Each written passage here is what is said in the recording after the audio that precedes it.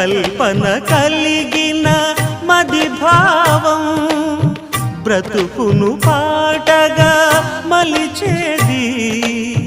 మనసున కదిలిన మృదునాదం కలవని దిక్కులు కలిపేది నింగిని నేలకి దింపేది తనే కదా మారది క్షణాలకే సారది మనస్సనేది అహో ఒక మనసుకు నేడే పుట్టిన రోజు అహో తన పల్లవి పాడే చల్లని రోజు